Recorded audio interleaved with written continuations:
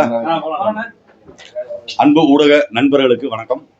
நேற்று ஒரு துரதிர்ஷ்டமான ஒரு நிகழ்வு நடந்துள்ளது.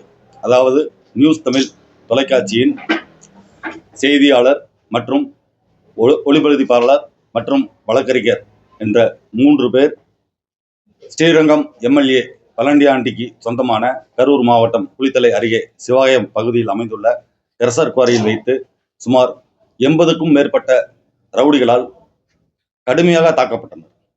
அதாவது கொஞ்சம் அவங்க சுதாரிச்சு தப்பிச்சு வரலன்னா அங்க உள்ளே அவங்களை அடிச்சு கொன்னு எரிச்சு எம்செண்டா கலந்துருப்பாங்க. சிபிஐ விசாரணை வச்சிருந்தா கூட கண்டுபிடிச்சிருக்க முடியாது.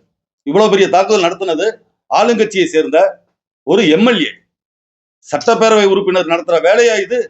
அந்த குவாரிகளை ஏற்கனவே 26 கோடி பெனால்டி போட்டிருக்காங்க.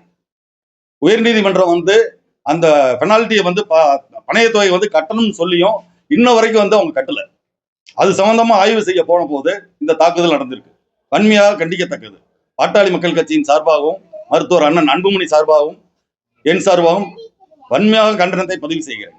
அந்த குவாரியில மாவட்ட ஆட்சியர் நேரடியாக சென்று ஆய்வு செய்ய வேண்டும்.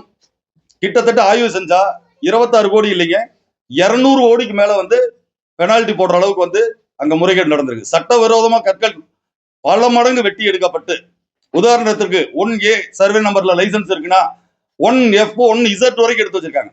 அந்த அளவுக்கு முறைகேடு நடந்திருக்கு. பத்திரிகையாளர்கள் கரூர் மாவட்டத்துல தாக்குதலுக்கு உள்ளாகுவது நிறைய இடத்துல நடந்திருக்கு. கடந்த 10 நாட்களுக்கு முன்பாக கரூர் கிழக்கு ஒன்றிய செயலாளர் மணல் திருடர் முத்துக்குமார சுவாமி என்பவர் பத்திரிகையாளர்களை பொது வழியில் வைத்து அவமானப்படுத்தினார். நேற்று எம்எல்ஏ பழனியாண்டி, ஆளுங்கட்சி எம்எல்ஏ பழனியாண்டி அவர் அடியாளை வைத்து பத்திரிகையாளர்களை அடித்து துன்புறுத்தி காயப்படுத்தி, நல்லவேளை அவர்கள் தப்பித்து வரவில்லை என்றால் செத்திருப்பார்கள். அந்த அளவுக்கு ஒரு துரதிர்ஷ்டவசமான நிகழ்வு நேற்று நடந்தது. இதை நாங்கள் வன்மையாக கண்டிக்கிறோம். அந்த குவாரியை உடனடியாக ஆய்வு செய்து இழுத்து மூட வேண்டும். பத்திரிகையாளரை தாக்கிய அந்த நபர்கள் இப்பொழுது தாங்கள் அடிபட்டது போல் குளித்தலை அரசு தலைமை மருத்துவமனையில் படுத்துக்கொண்டு சிகிச்சை எடுப்பது போல் நடித்துக் கொண்டிருக்கிறார்கள். அது அவர்களை உடனடியாக டிஸ்சார்ஜ் செய்து கைது செய்து குண்டர் தடுப்பு சட்டத்தின் கீழ் கைது செய்ய வேண்டும். பத்திரிகையாளர்களை பாதுகாக்க பத்திரிகையாளர் பாதுகாப்பு தனி சட்டம் சட்டப்பேரவையில் தமிழக முதல்வர் உடனடியாக இயற்ற வேண்டும். பத்திரிகையாளரை யார் தொட்டாலும் அவர்களை குண்டர் சட்டத்தில் கைது செய்வதற்காக பத்திரிகையாளர் பாதுகாப்பு தனி சட்டத்தை இயக்க வேண்டும். தப்பி தவறி திமுக அரசு அடுத்த முறை பொறுப்புக்கு வந்தால் பத்திரிகையாளர்கள் எங்கேயுமே செய்தி சேகரிக்க முடியாது. தப்பி தவறி போனீங்கன்னா உங்க வீட்டுக்குள்ளார போந்து பொண்டாட்டி பிள்ளைங்க முதற்கொண்டு வெட்டுவாங்க. அந்த அளவுக்கு அராஜகம் நடக்கிற ஒரு ஆட்சி அந்த திமுக ஆட்சி நடந்துகிட்டு இருக்கு. இதை நாங்க வன்மையா கண்டிக்கிறோம். பத்திரிகையாளரை பாதுகாக்கணும் அப்படின்னு கோரிக்கை வச்சு எல்லாத்துக்கும் நன்றி கூறி விடைபெறுகிறேன். நன்றி, வணக்கம். இது சம்பந்தம் தலைமையில எங்க சின்னையா மருத்துவர் அண்ணன் அன்புமணி ராமதாஸ் இதுக்கு எதிர்ப்பு சின்னையாவுக்கு நான் இது சம்பந்தமா பேசியிருக்கேன். தலைமையில அனுமதி கொடுத்தா உடனடியா பத்திரிகையாளர்களை திரட்டி கலெக்டர் ஆபீஸ் முன்னாடி பாமக சார்பா நிச்சயம் போராட்டம் நடத்தும்.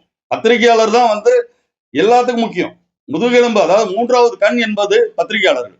அவர்களே அவங்க தாக்குறாங்கன்னா நான் உங்ககிட்ட ஒரு வேண்டுகோள் வைக்கிறேன், அவங்கள பத்தி செய்தி போடக்கூடாது. பழனியாண்டி இந்த 2026 சட்டசபை தேர்தலில் ஆண்டி ஆகணும், போண்டி ஆகணும், சுத்தமா முடிச்சு விடணும். எல்லாருமே தெரிஞ்சுங்க, திமுக தப்பி தவறி வந்தால் பத்திரிகையாளர் மட்டும் இல்ல, எல்லாத்தையும் பொதுமக்கள்ல இருந்து அத்தனை பேர்த்தையும் அவங்க எதிர்க்கிறவங்கள ரோட்ல வச்சு வெட்டுவாங்க. இது நடக்கும்.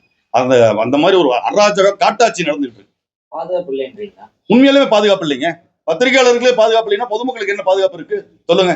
உங்களுக்கே பாதுகாப்பு இல்லை, நீங்க தாங்க 3வது கண், உங்களுக்கு பாதுகாப்பு இல்லை அப்படின்னா என்ன அர்த்தம்? பத்திரிகையாளரை உள்ள வச்சு அடிக்கிறாங்க, அவங்க ஒடியாருலன்னா உள்ளே கொண்டிருப்பாங்க.